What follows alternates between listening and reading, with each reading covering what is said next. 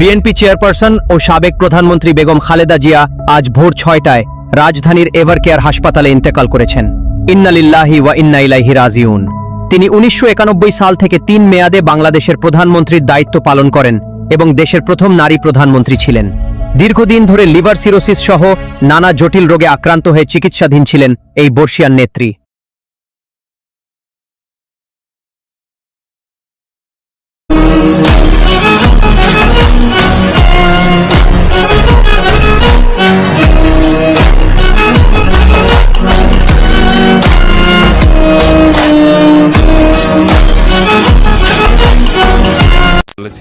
দেশের লোক তো গরিব, প্রধানত এটি তার মূল কারণ ছিল যে দেশের লোকের অবস্থা যতদিন পরিবর্তন করে ততদিন আমিও নিজে অত বিলাসিতা পছন্দ করিনি আর কি।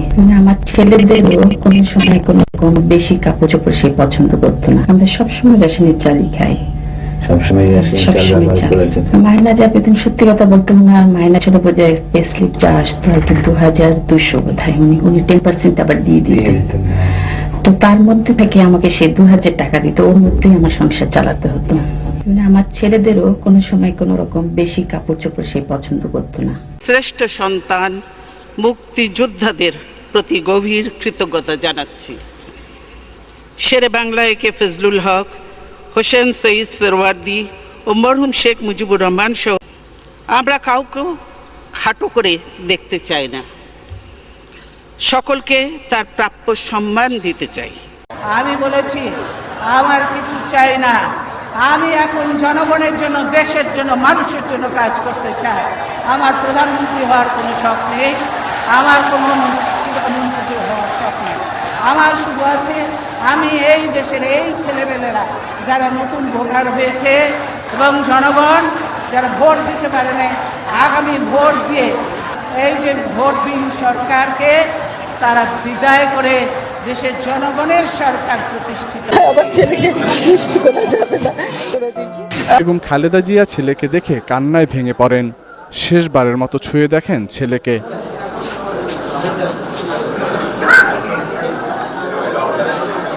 স্বজনরা তাকে সান্ত্বনা দেন, কিন্তু ব্যথাতুর মা এ সান্ত্বনায় নিজেকে সামলাতে পারেন না।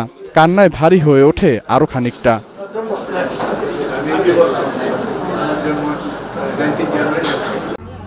আপনি কি এখন মুখটা বন্ধ কেন? এই যে মহিলা, আপনার মুখটা এখন বন্ধ কেন বলেন তো? কি বলছিলেন এতক্ষণ ধরে? মুখটা বন্ধ কেন এখন? দেশ কোথায়? গোপালী?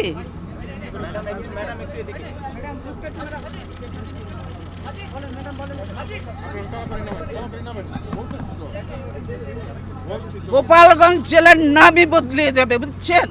গোপালগঞ্জ আর থাকবে না। আল্লাহর গজব পড়বে আপনারা যা শুরু করে দিয়েছেন। কিন্তু এরকম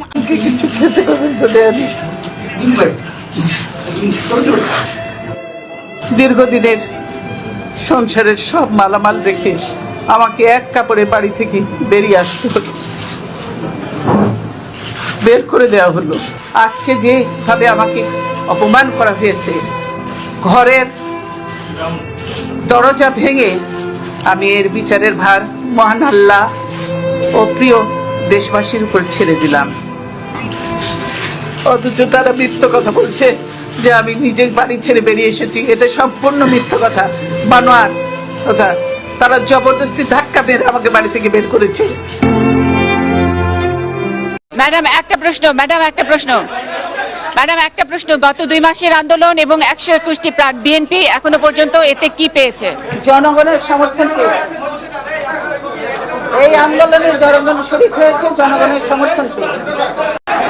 আমি জনগণকে ধন্যবাদ জানাচ্ছি, তাদেরকে অভিনন্দন জানাচ্ছি যে তারা এই বছরের নির্বাচন অংশগ্রহণ করে নাই।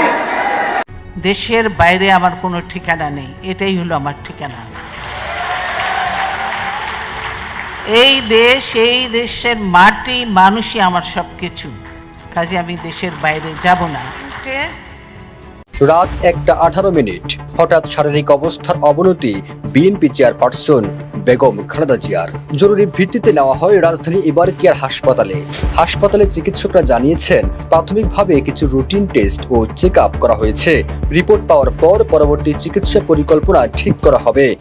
এবার কেয়ার বাংলাদেশের সব থেকে বেশি দামি যে হাসপাতাল, সেখানে চিকিৎসা নিচ্ছে। আরো যে শুনি এই মরে মরে এই যায় তো বয়স তো 80-র উপরে, তো মৃত্যু সময় হয়ে গেছে, তার মধ্যে অসুস্থ, তো এখানে এত কান্দাকাটি করতে লাভ নাই। প্রতিশোধ নয়, প্রতিহিংসা নয়, ভালোবাসা, শান্তি ও জ্ঞান ভিত্তিক সমাজ গড়ে তুলি।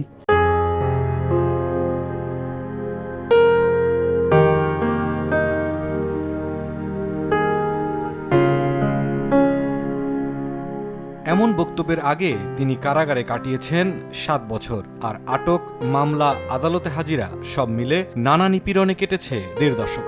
নিজের ওপর সব অন্যায় আর অত্যাচার ভুলে জাতিকে এগিয়ে নিতে গণ অভ্যুত্থান পরবর্তী এমনই প্রতিহিংসাহীন কণ্ঠস্বরে সবার সামনে বেগম খালেদা জিয়া। রাজনৈতিক অঙ্গনকে অভিভাবক শূন্য করে চলে গেলেন দেশের প্রথম নারী প্রধানমন্ত্রী, বিএনপির চেয়ারপারসন বেগম খালেদা জিয়া। ইন্না লিল্লাহি ওয়া ইন্না ইলাইহি রাজিউন। আজ মঙ্গলবার 30 ডিসেম্বর ভোর 6টায় রাজধানীর এভার কেয়ার হাসপাতালে চিকিৎসাধীন অবস্থায় তিনি ইন্তেকাল করেন।